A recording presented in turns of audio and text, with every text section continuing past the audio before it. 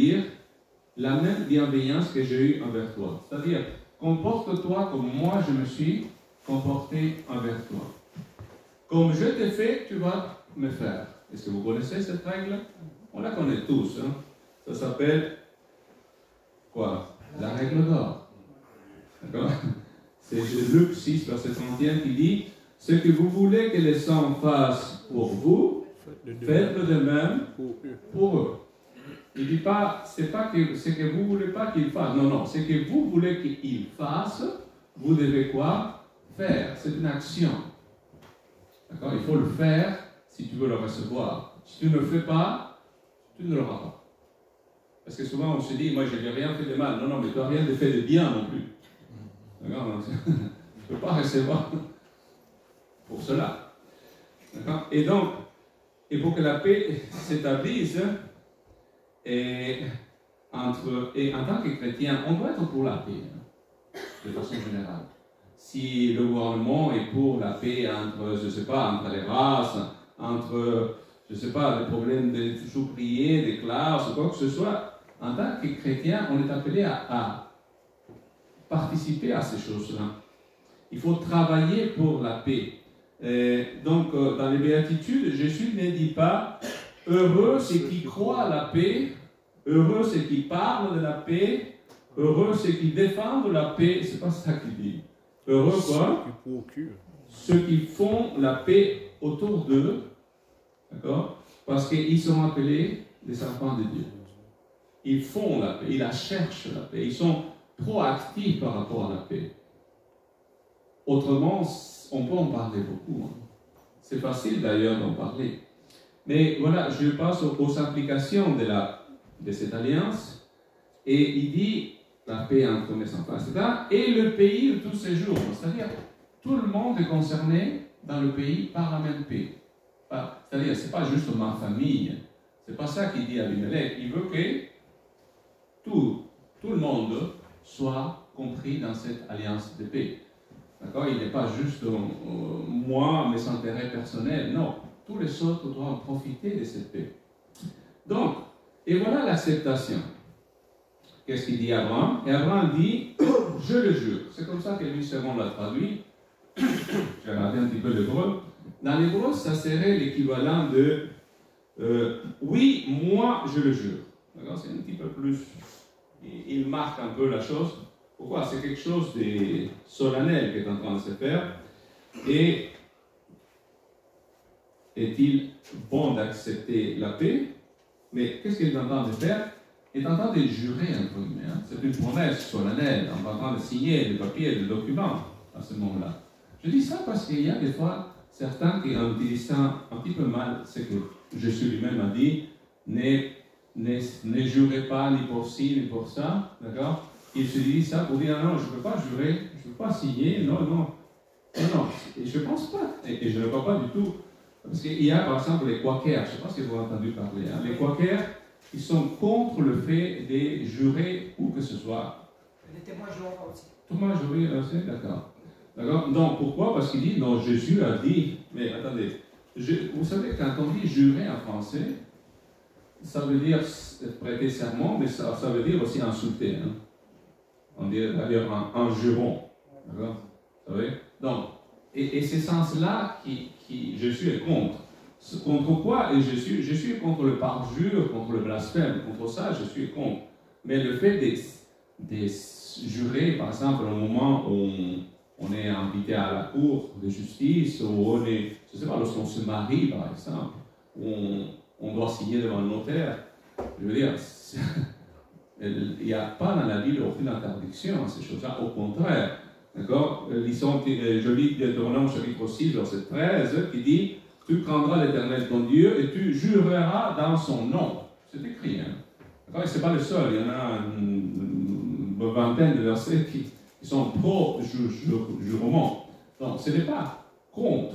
Jésus n'est pas contre, mais c'est qu'il est contre l'abus et la mauvaise utilisation des peuples. D'accord? Donc, et oui, voilà, j'avance. Donc voilà, il a accepté. Pourquoi il a accepté? J'ai mis ici Romains chapitre 12, le verset 18. Romains 12, dit, s'il est possible, autant que cela dépend de vous, soyez en paix avec tous les hommes. En tant que chrétien, on est appelé à être en paix avec qui? Avec tout le monde. Tant que ça ne va pas à l'encontre de la volonté de Dieu, il faut chercher la paix. Je dis ça parce que des fois c'est nous qui ne cherchons pas la paix. C'est nous qui sommes tellement bornés à tenir à certaines choses qui n'ont pas autant d'importance et on se fait des conflits inutiles avec nos voisins et bien d'autres personnes. D'accord? Donc, celui qui devrait être le plus en recherchant la paix, ça devrait être toujours un enfant de Dieu, un chrétien. D'ailleurs, c'est ça qui va faire qui Abraham lui-même, avec son neveu, quand au moment de diviser est arrivé, il lui a dit, bah, choisis où tu veux. D'accord? Il laisse la place à l'autre. Pourquoi? Parce que c'est la meilleure façon de lui donner l'opportunité de partir et de faire son chemin, simplement. Et quitte à que lui prenne une place qui ne soit pas si importante, c'est pas grave. Si c'est ça qui fait la paix, des fois, il faut perdre pour avoir la paix. D'accord? Et j'avance un petit peu. Voilà, une réprimande. C'est la réprimande de qui? C'est Abraham. Il va corriger, on va lire un petit peu tout ça, verset 25 à 31. Et donc, il est en train de dire, voilà, 25 à 31, il dit, mais Abraham fit des reproches à Abimelech au sujet d'un puits d'eau dont il était emparé des forces des serviteurs d'Abimelech. Abimelech répondit, j'ignore qui a fait cette chose-là. Tu ne m'as point informé et moi je ne l'apprends qu'aujourd'hui. Et Abraham prit des brebis et des bœufs qui donna à Abimelech et le firent tous deux alliance. Abraham mit à part 7 jeunes brebis. Et Abimelech dit à Abraham, qu'est-ce que c'est cette jeune brebis que tu as mis à part? Il répondit, tu accepteras de ma main ces 7 brebis afin que cela me serve de témoignage que j'ai creusé ce puits. C'est pourquoi on appellera ce lieu Beer-Sheba, car c'est là qu'ils jurèrent l'un à l'autre. Bon, voilà, qu'est-ce qui se passe? Il a dit, voilà, d'accord, je veux signer le document, aucun problème. Mais, il y a un problème. Il n'y a aucun problème à signer le document, mais avant, il y a quelque chose qu'on doit régler. D'accord? Donc, c'est ça. Et la raison, c'est quoi? C'est qu'il y a des serviteurs d'Abimelech qui, les forces, ont volé un puits à qui? À Abraham. Donc, un puits, et surtout dans cette région-là, l'eau est importante. D'accord? C'est assez désertique. D'accord? Et donc, là-bas, il pleut seulement 2 fois dans l'année, au début du printemps et à la fin de l'automne. Et si tu n'as pas réussi à mettre de côté cette eau-là, il faut creuser à ce moment-là. Et un puits, ça prend du temps, c'est de l'effort, etc. Et il s'est fait voler un de ces puits. Donc, c'est incorrect. C'est Abraham qui, si c'est toi qui creuses ton puits, c'était ton puits. Normalement, c'était comme ça à l'époque. Eh bien, on lui a volé cela. Donc, qu'est-ce qu'il est en train de faire? Il revendique son droit sur le puits. Ce qui est tout à fait normal. Et il faut régler ces problèmes. Parce que la bonté ou la paix ne peut pas exister tant qu'il y a un litige. D'accord? Et voilà le principe que je trouve ici. Nous devons dûment réprimander le mal avant d'avoir la paix. Nous devons régler le problème avant d'avoir la paix. Qu'est-ce que je veux dire? Un individu ne sera jamais sauvé, il n'obtiendra jamais la paix avec Dieu avant que quoi? Son problème de péché soit réglé. Son péché doit être lavé par le sang de Christ. La justice de Christ doit être imputée dans son cas. Autrement, il ne sera jamais en paix avec Dieu, lui, cette personne.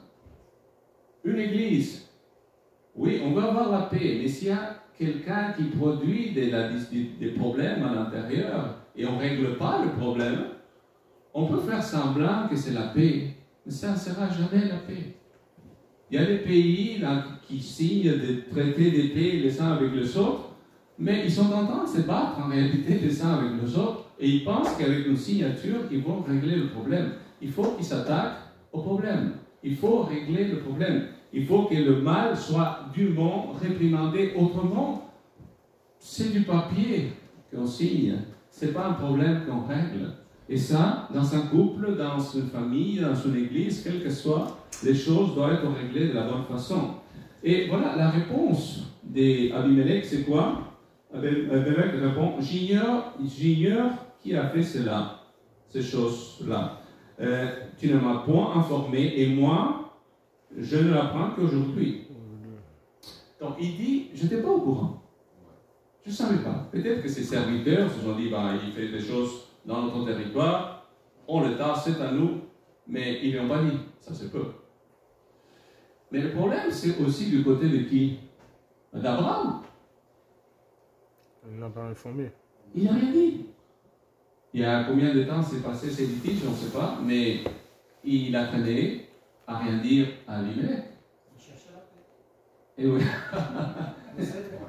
Mais pour chercher la paix, si tu veux être en paix vraiment, tu dois chercher à régler le problème.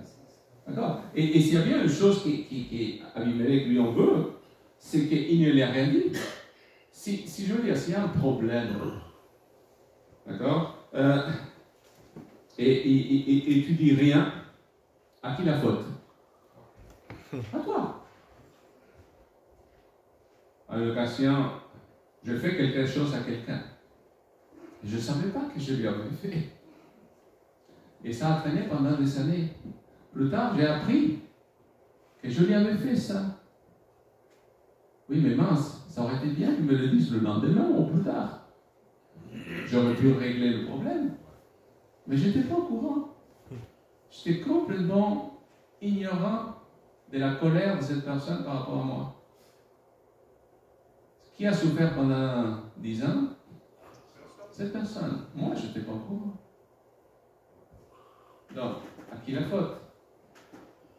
À la personne. Parce qu'il faut informer, il faut tenir au courant des choses. D'accord? Donc, et c'est vrai. D'accord? Si on veut la paix, il faut informer. Comment tu veux savoir si on ne te le dit pas? Il faut régler les choses. Ce n'est pas en parlant dans le dos de la personne que tu vas régler cette situation. Bon, j'avance. Et je dis ici la répétition. Pourquoi la répétition? Parce qu'il a déjà donné des moutons et des bœufs, il dit. Mais tout d'un coup, il arrive avec 7 autres. Regarde, c'est le sort aussi. Mais attends, on a fini l'alliance là. C'est quoi ces 7 autres brebis en plus? Il dit, mais c'est pour que tu te rappelles que ces pluies, c'est pas moi. Ces cadeaux, c'est un rappel. D'accord? Il répète, attends, on m'a pris le puits. Et il le fait avec des cadeaux. C'est pour ça que le lieu va s'appeler, et c'est ça, donc, le lieu va s'appeler Be'er Sheva. Be'er, ça veut dire puits. Sheva, le Sheva qui suit, il y a 2 possibilités de le lire. Alliance.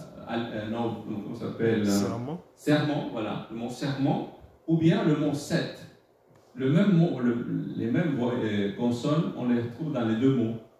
D'accord? Et donc, ça pourrait être le puits, pardon, c'est pas le puits de 7 ou le puits du serment. Oui, c'est ça. C'est les 2 sens possibles. C'est un jeu de mots là-dedans. Mais il a donné les 7 pour dire c'est le serment, bah, le 7 prouve que c'est à moi. Donc, il joue avec les mots là-dedans. Et donc, et ce qui est intéressant dans ces cas-là, c'est celui qui est laissé, d'accord, qui s'est fait voler, donc, qui fait les cadeaux. C'est le cas d'Abimelech avant, c'est lui qui a été trompé et c'est lui qui fait les cadeaux. Et ici, c'est Abraham, qu'on lui a pris le puits, qui fait les cadeaux encore. C'est celui qui est laissé d'une certaine façon. Mais c'est la même chose qui fait Dieu avec chacun de nous. C'est Dieu qui a offert quoi? Son Fils, pour nous, par amour pour nous. Et c'est nous qui avons péché. Et donc, c'est dans cet amour qu'il a fait pour chacun de nous. Mais à partir de là, les choses se différencient. Donc, ça c'est pour les 2 derniers versets, les 3 derniers versets, pardon. On va les lire quand même. Et, ouais. Donc, Et je lis le verset 32 à 34. Ils firent donc alliance à Beersheba, après quoi Abimelech s'éleva avec Picol, chef de son armée, et ils retournèrent au pays des Philistins. Abraham planta des tamaris à Beersheba, et là il invoqua le nom de l'Éternel, Dieu d'éternité. Abraham séjourna longtemps dans le pays des Philistins. J'ai mis ici comme titre deux personnes, deux chemins. Voilà, ils font l'alliance, et à partir de là, chacun part de son côté. Abraham reste sur place, adore son Dieu, l'autre il part dans son pays et fait ses affaires. Donc, cette alliance, c'est une alliance de convenance pour la paix, mais pas pour qu'on adore le même Dieu, ou qu'on ait la même pratique ou la même façon de faire. Abraham n'est pas allé vivre avec eux par la suite. C'est une alliance qui était au niveau d'entente de business, voilà. C'est politique. D'accord? C'est la paix, la justice, c'est sûr, parce que c'est ça qu'il fallait, mais chacun a son terrain qui lui est particulier, chacun, et c'est la même relation que l'Église devrait avoir avec l'État. Il y a des choses dans lesquelles on doit être d'accord, dans lesquelles il faut respecter mutuellement certaines choses. On doit être dans la coopération, mais Dieu nous a placés dans le monde, mais on n'est pas censé être du monde. On est là parce que Dieu nous a placés, parce que nous, en tant qu'Église, on a un rôle assez particulier. Je mentionne dans Matthieu chapitre 5, versets 13 et 14, vous le connaissez très bien. D'accord? Nous sommes quoi dans le monde? Nous sommes le sel de la terre et la lumière du monde. Le sel, il faut qu'il se mélange. Autrement, ça ne sert à rien de rester dans la salière. Le sel doit se mélanger ensemble dans la société dans laquelle nous sommes. C'est le rôle que nous avons. Mais aussi, notre rôle est aussi celui de la lumière. D'accord? Mais cette lumière, il faut que ce soit à l'intérieur du monde. Parce que si on illumine ailleurs, comme on dit Jésus, on met un bocal sur la bougie, là, ça ne sert à rien. Et en tant qu'Église, on est censé irradier notre lumière où? Dans le monde qui nous entoure.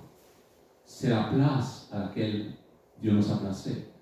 Il faut que les autres voient cette lumière, il faut que les autres sentent ce goût qui est propre au sel. Autrement, on n'a pas de sens d'être.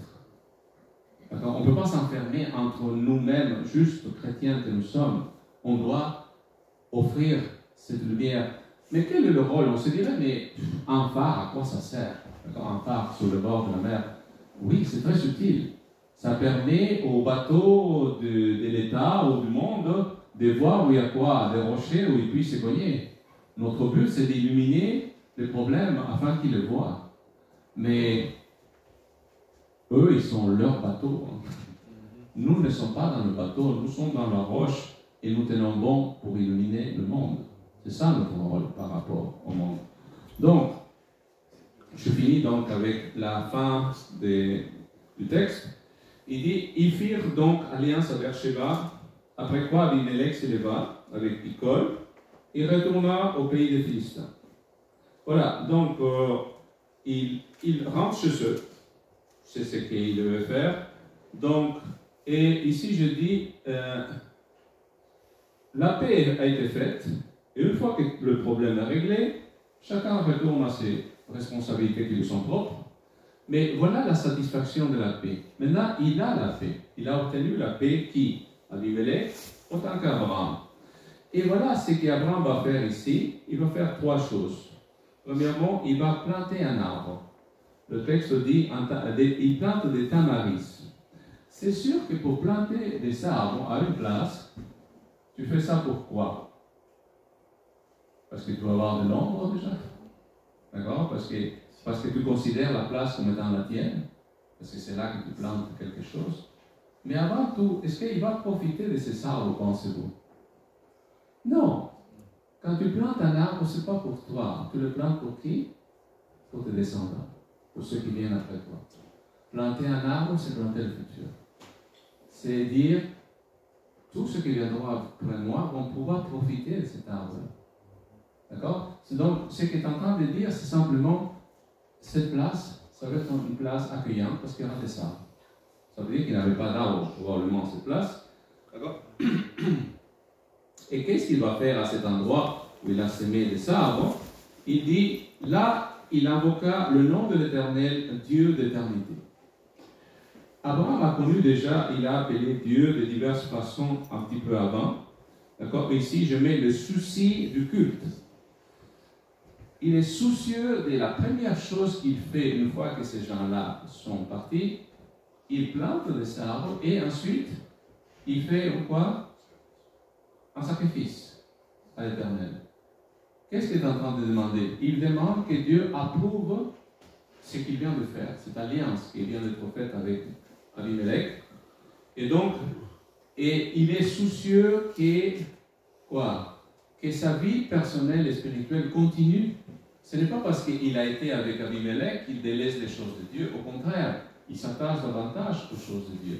Ça veut dire qu'un enfant de Dieu, ceux qui sont soucieux comme Abraham, il devrait aller à l'église le samedi. Lorsqu'il déménage dans un autre quartier, quel qu'il soit, il chercherait une église où il puisse à nouveau être inscrit par la suite.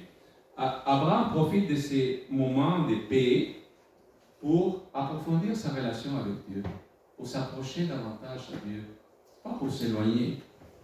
Et donc, il dit, et je mets la fidélité du culte. Il appelle l'Éternel, d'ailleurs, comment est-ce qu'il appelle latin? D'accord, oui, Dieu de l'éternité. Dieu de l'éternité. D'accord? Et il avait déjà appelé un petit peu plus haut, au chapitre 14, Dieu le plus haut. Au chapitre 17, il appelé le Tout-Puissant. Ici, c'est le Dieu de l'éternité, l'éternel. Ça montre que Dieu est pour toujours. D'accord? L'éternité, c'est le propre de Dieu. Et s'il y a bien une chose qui nous est bénéfique à chacun de nous, c'est de connaître l'Éternel. Parce que lui, il est depuis toujours et il sera depuis toujours. Et c'est à nous de nous mettre en accord avec lui parce qu'il sait ce qui est le mieux pour chacun de nous. Et donc, mieux nous connaîtrons Dieu, mieux nous pourrons l'adorer, mieux nous le connaîtrons, plus nous pourrons lui faire confiance, plus notre vie spirituelle grandira. Et quel que soit le défaut, comme c'était le cas d'Abraham, eh bien, notre vie aussi changera à fur et à mesure. Eh bien, je lis Marc, chapitre 13, verset 31, il dit, « Le ciel et la terre passeront, mais mes paroles ne passeront pas. » S'il y a bien quelque chose qui ne changera pas, c'est Dieu. Alors, il est l'Éternel. Un autre texte qui parle d'éternité aussi, c'est Jean 10, verset 28, qui dit, Jean 10, le verset 28, « Je leur donne la vie éternelle, et elles ne périront jamais, et personne ne leur ravira de nos mains. » Oui, il veut nous offrir cette vie éternelle. Lui, il est éternel, mais il veut qu'on vive avec lui éternellement aussi. Enfin, je finis avec la dernière ligne. Donc, le lieu de résidence, il s'installe à cette place, d'accord? Et Abraham séjourna plusieurs jours dans le pays des Philistins. Il est chez les Philistins, oui, peut-être, mais son cœur est avec Dieu. Il vivait parmi les païens, mais c'est vrai que ce n'est pas le meilleur bassin que les Philistins. Mais, je me souviens, j'étais encore, je devais avoir une douzaine d'années. Et on est allé dormir chez notre sœur, chez notre tante qui habitait en ville. Et donc on était la nuit avant de se coucher, et à un moment on entend des motos de passer dans la rue. Et ma tante qui dit, ah là là, encore ces Philistins avec leurs motos. Je me rappelle encore. Pour elle, elle faisait partie du peuple de Dieu, et les Philistins étaient en moto. J'aimais bien la comparaison. Ces Philistins, Dieu veut aussi qu'on puisse faire la paix avec eux. Dieu veut qu'on puisse leur faire connaître aussi le Seigneur Jésus. Ces Philistins, peut-être qu'un jour, seront des enfants de Dieu aussi.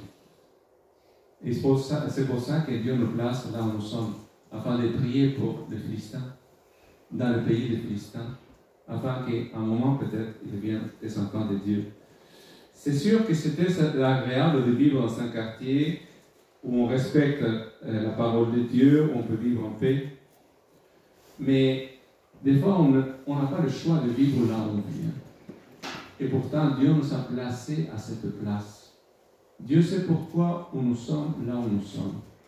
Eh bien, que notre influence auprès des autres, de ceux qui nous entourent, soit positive, telle celle d'Abraham. Que nous puissions avoir des relations qui portent des fruits, qui puissent amener à ces gens-là à dire véritablement, le Seigneur est avec eux. Que les autres puissent voir comment Dieu agit dans notre vie, afin qu'eux aussi désirent un jour peut-être faire partie du peuple de Dieu. C'est mon souhait pour chacun de vous. Parce que vous savez, Lot a choisi de vivre à Sodome, qui était impie et immoral, et a été amené à quoi? À la ruine. Abraham a séjourné chez les Philistins, mais c'est lui qui a influencé de façon positive les autres.